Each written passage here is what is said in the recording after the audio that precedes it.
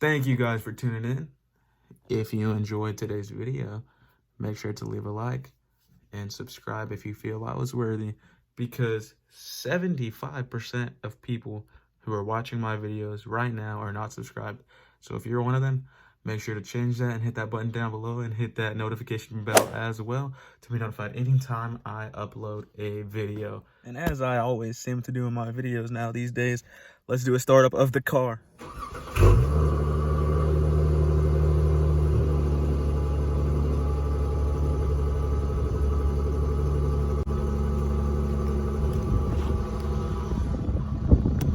Bro, I freaking love my taillights and the way they look tinted. The video, I think it's hilarious because this is the way my side of the car always is. This is the way my girlfriend's side of the car is. She's always freaking cold. It's funny.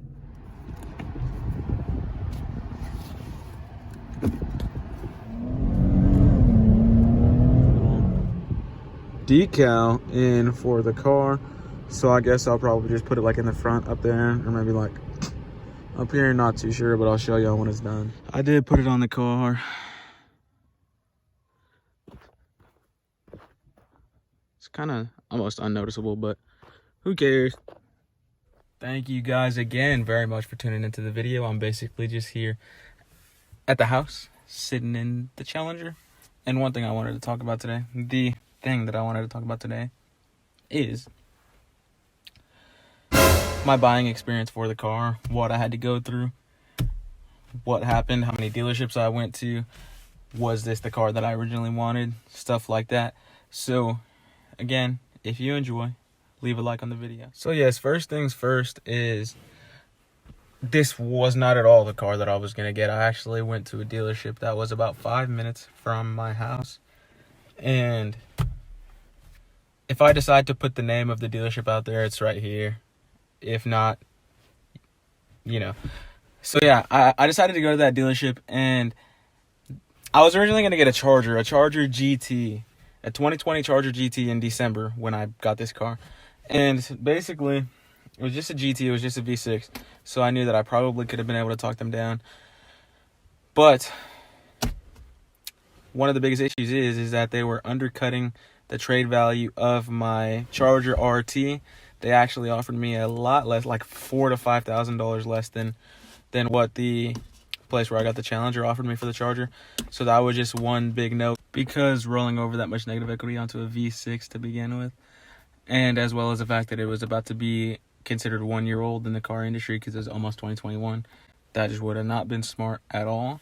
So I was like, you know what, whatever, if you're not willing to work with me, I'm not willing to work with you.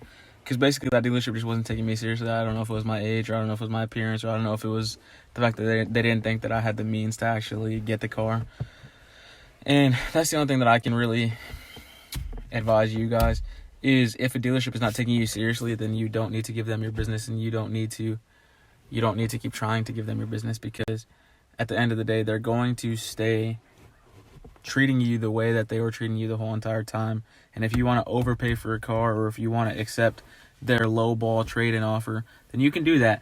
But I strongly just advise you to just walk away if a dealership is not taking you seriously, because your time is the most valuable thing. And I definitely would not want you guys to waste any of your time with a bad shady dealership, because time is something that you cannot get back. Like, you can get money back, you can do this, that, and the other, but time is something that you cannot get back.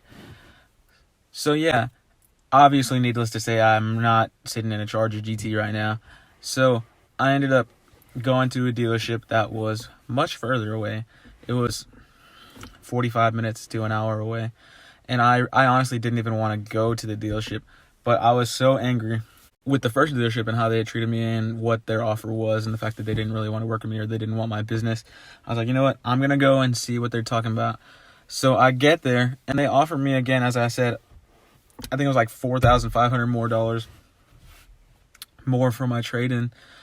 And actually, let me back up, because we first got to the dealership, we were just walking around outside before even going inside. Like, we didn't pre-call to make an appointment or nothing. Me and my girlfriend were just walking around the outside of the dealership, looking at what they had. A salesman comes up. He's like, he just asked us some questions about what we were looking at, and I was like, yeah, I like this charger. This exact charger that I'm sitting in, I told him I liked it. And so he goes, okay, let me go get the keys. And then we were just sitting talking for a little bit before he actually goes to get the keys. He asked some questions, like if I had any trade-ins or anything like that. And I was like, yes, that 2016 Charger right there is what I'm trying to trade in. And he was like, okay, well, we're not going to take your car yet. We want to make sure you love this car. And then if you love this car and the numbers work out, then we can get you leaving with it. I was like, all right, perfect. So that was the first thing that made me really want to do business with this dealership, because they seemed like they wanted my business and they were treating me with respect.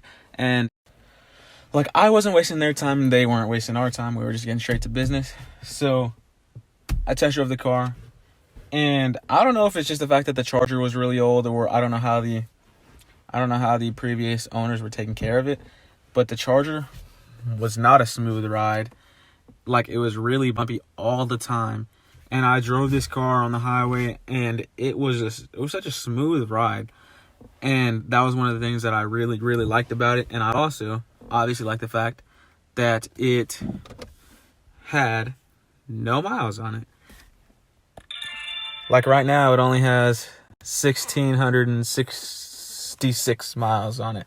Sorry, I forgot numbers for some reason, but yeah, it had no miles on it, and it was a smooth ride, so it was a no question for me. I wanted this car. And right now, I'm not going to say any specifics as to what I paid, what they offered, if I put anything down, or how much I put down. If you want to see that, if you want to see the specifics about how much I paid for this car, drop a like on this video. And if this video gets 10 likes, then I know that you want to see how much I paid for this car, or what my monthly payments are. So yeah, so we got down to business where we're talking to them.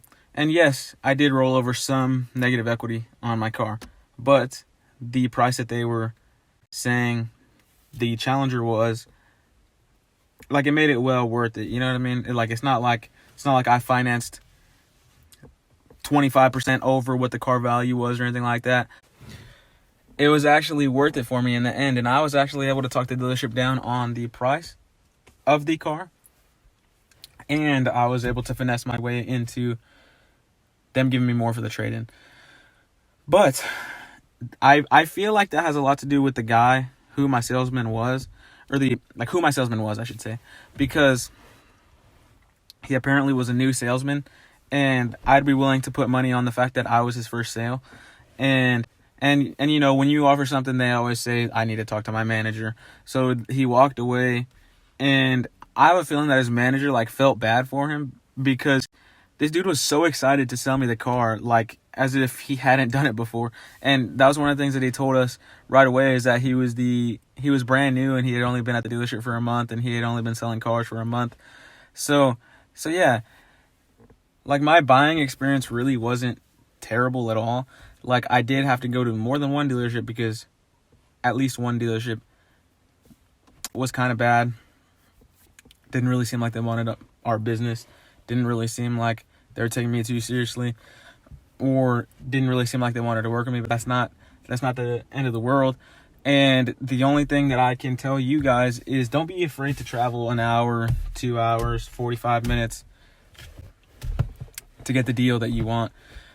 Make sure to do your research online. Like, make sure to Kelly Blue Book the damn car, the car value. Make sure to just do your homework on the car value, so you don't overpay, and don't let a dealership demand that they're not moving from this price. And especially don't let it happen if you know for a fact that car is worth less, or is about to be worth a lot less than what they're trying to sell the car for. Don't be afraid to walk away.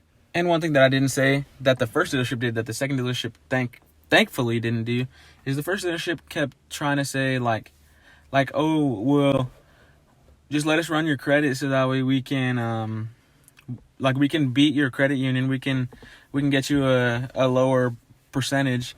And again, I'm not giving details of what my loan is right now, because I want to see that y'all want to know it.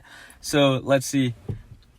They were trying to push the higher price on me, and trying to get me to use their banks, which I If you know anything about me, I don't use dealership banks.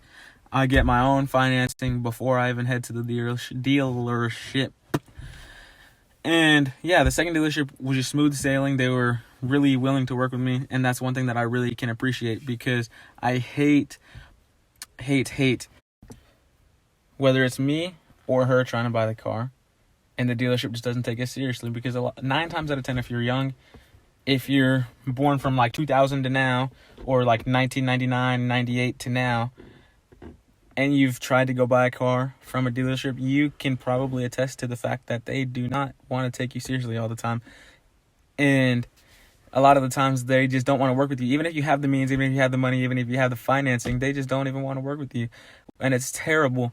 So if you guys have any questions about Too Good to Be True, all my social media stuff is down below. I'll be more than willing to help you guys out. And I can do whatever I can for you guys. So if you enjoyed this video, I know I basically just sat and talked like I do in most of my videos, but if you enjoyed this video, please feel free to give it a thumbs up.